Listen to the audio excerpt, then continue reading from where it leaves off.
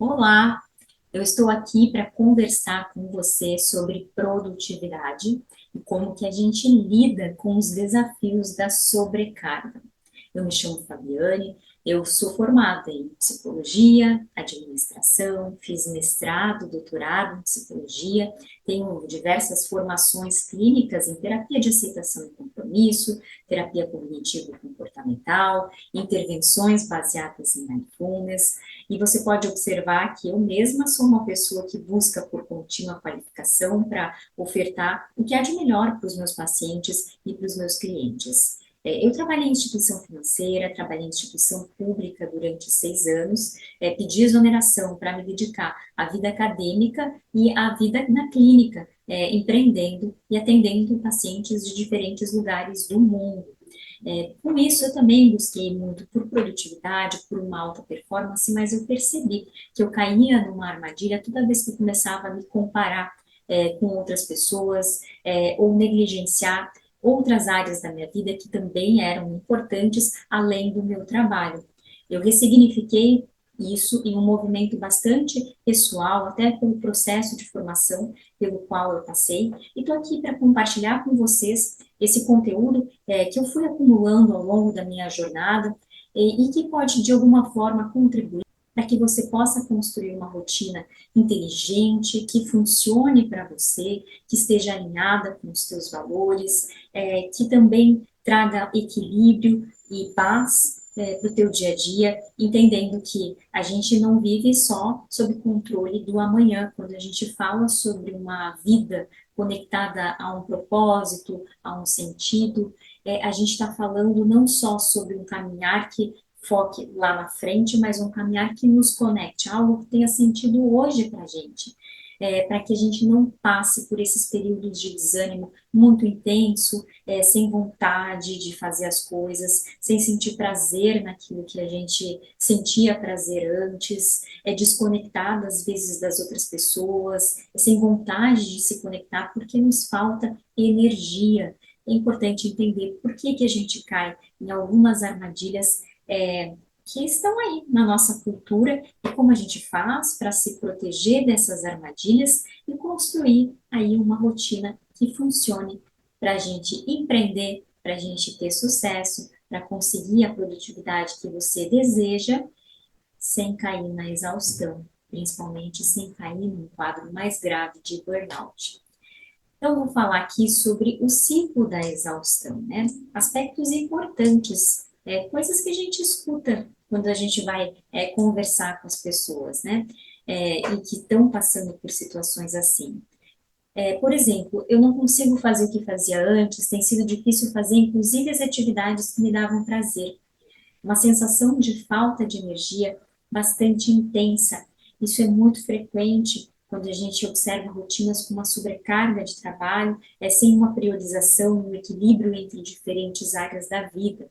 Todo mundo realiza coisas menos eu me sinto exausta, um sentimento de ineficácia, quando a pessoa começa a se comparar muito, principalmente nesse mundo das redes sociais, em que as pessoas postam bastante as realizações, e aí quando a gente entra lá, a gente tem um recorte de realizações dos outros, conquistas dos outros, momentos de saúde, momentos de beleza, e aí é só você que acorda no começo do dia, com remela no olho, cansada, sem energia, com dificuldade de fazer o teu exercício físico, né? A rede social, ela passa um recorte, uma mensagem, que se a gente não entrar nela com uma intencionalidade, com uma consciência, isso pode ser bastante traiçoeiro. Eu deveria fazer mais e melhor, mas estou estressada, sem tempo, vontade e energia. Essa cobrança de fazer mais e melhor, né? Um patamar, uma régua bastante elevada, uma dificuldade de reconhecer as conquistas já realizadas, com uma tendência ao nível de perfeccionismo que pode ser adoecedor. E um sentimento de que eu não sou suficiente, né? Nada do que eu faço é suficiente para me trazer algum tipo de realização. Afinal, as realizações, elas são micro, né? Elas vêm, o sentimento de realização vem e passa, e a gente esquece disso. Se a gente tem uma tendência ainda por cima ao perfeccionismo, a gente sente aquela realização pontual e logo na sequência, como se aquilo nunca tivesse acontecido na nossa vida.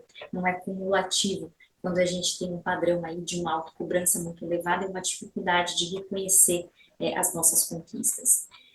Tem alguma coisa errada comigo, gurus dão dica e só eu não consigo, a vida vai passando sem eu perceber. Então, com essa quantidade de cursos que a gente tem disponível no mundo online, a gente acaba seguindo algumas dicas de gurus e para eles fazerem a venda deles, muitas vezes eles colocam ali os recortes dos cases de sucesso. E aí só eu não sou um case de sucesso.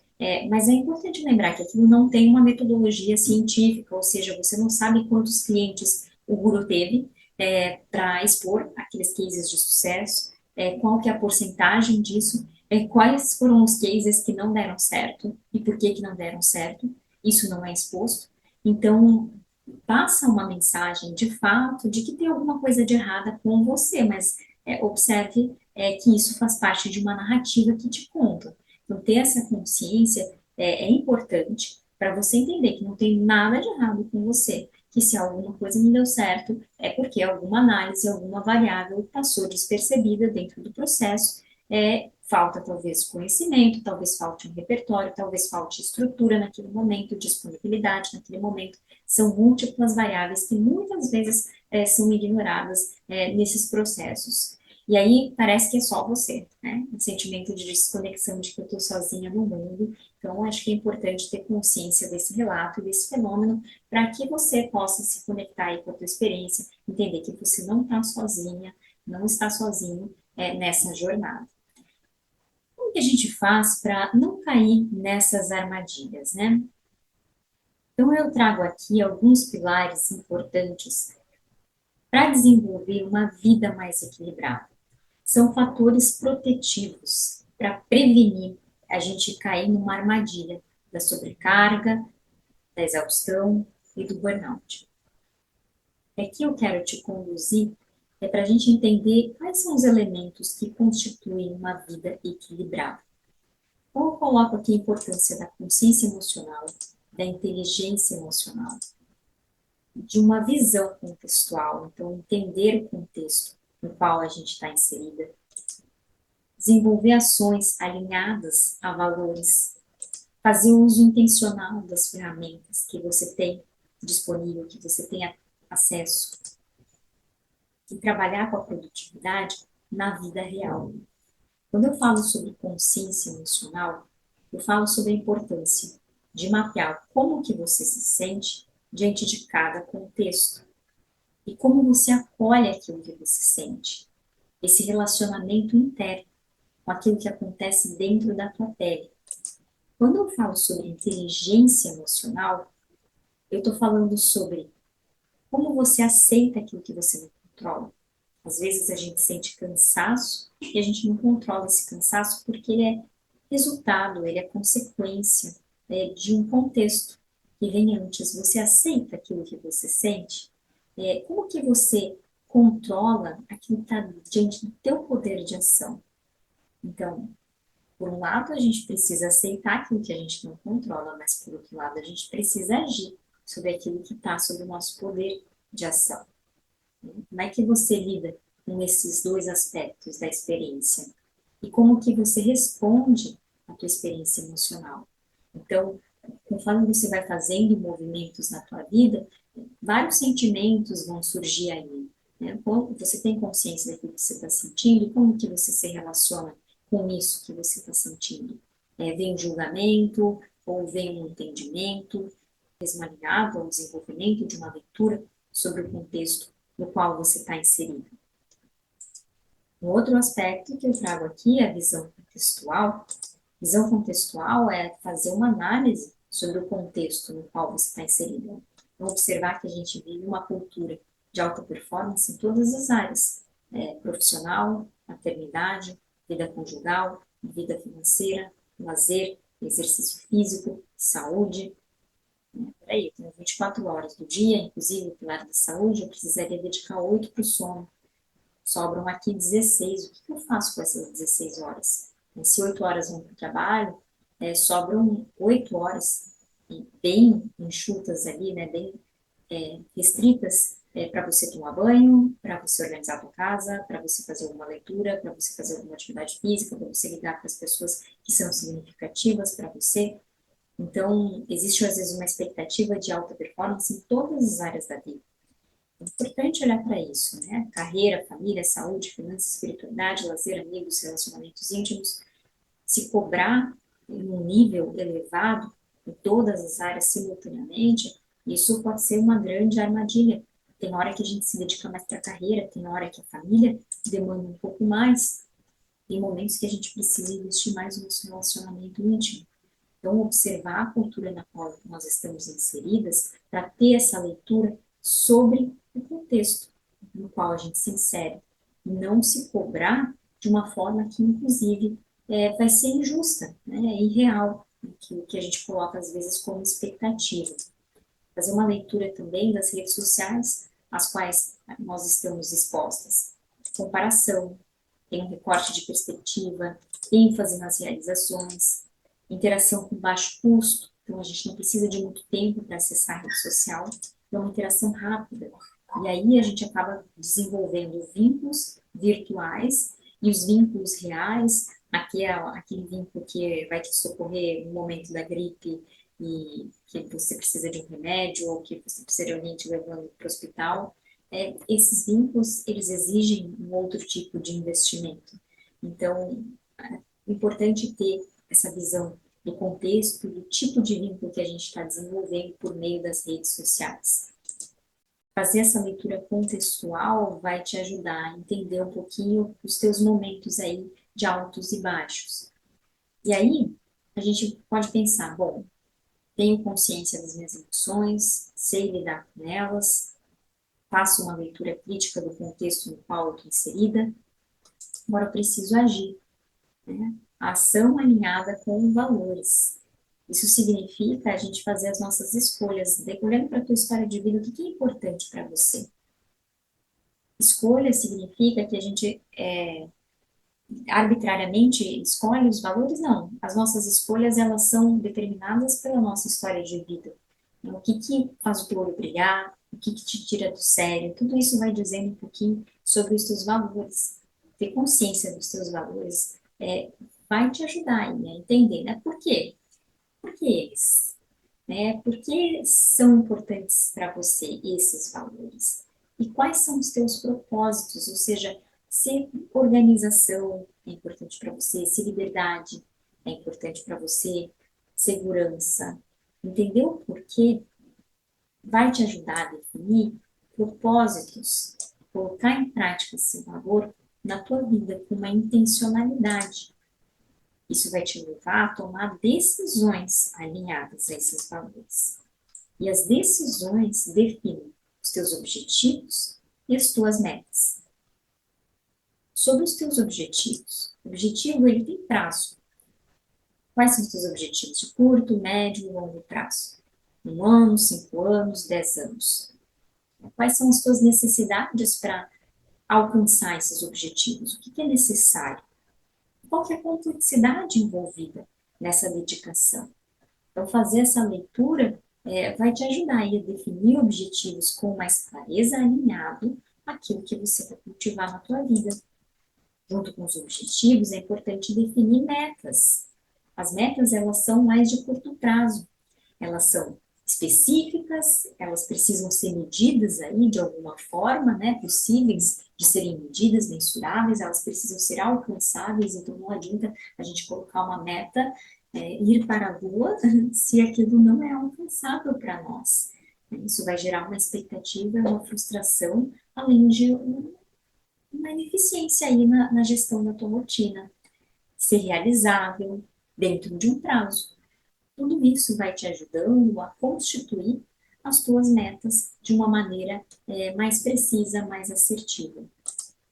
A gente falou sobre os objetivos e metas, que isso envolve decisões, são decisões alinhadas a propósitos que colocam os teus valores em prática na tua vida. Né? Os valores, eles precisam ser refletidos aí dentro da nossa história de vida, observando o que faz o teu olho brilhar, o que te tira do sério, tudo isso vai te dando dados importantes. Bom, para fazer isso, para colocar tudo isso em prática, para agir de maneira consistente, alinhada aos seus valores, nós temos ferramentas disponíveis. E aqui eu disponibilizo o Notion, o Planner e eu utilizo também o Google Agenda, porque funciona para mim, mas você pode muito bem pegar uma agenda de papel se isso funciona melhor para você.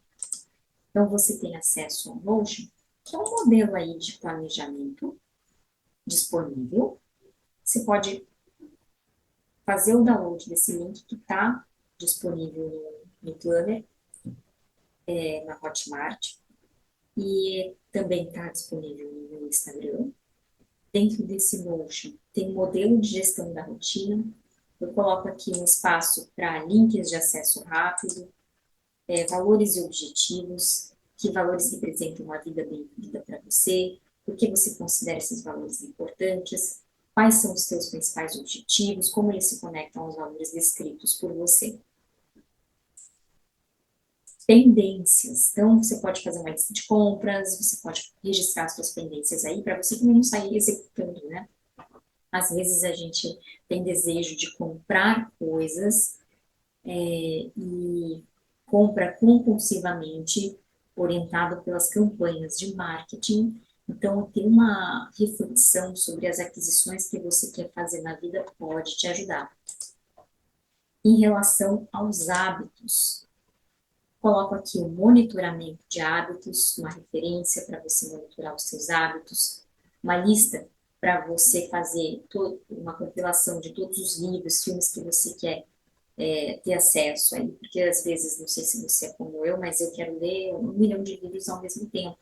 E isso não é possível, né? Infelizmente, bem que eu gostaria de ser aquela pessoa, uma vez eu vi naquele seriado lá, que era de super-herói, ele colocava a mão em cima do livro e absorvia tudo que tinha no livro. Infelizmente, essa não é a vida real. Então, é importante a gente fazer uma lista, quais são os livros que a gente quer ler, e aqui você pode fazer um resumo de cada livro, a avaliação que você fez de cada livro que você leu. Então, é uma forma de deixar isso organizado. E a contabilidade também, né, de que forma você pode aí, talvez, registrar os seus gastos, fazer esse monitoramento.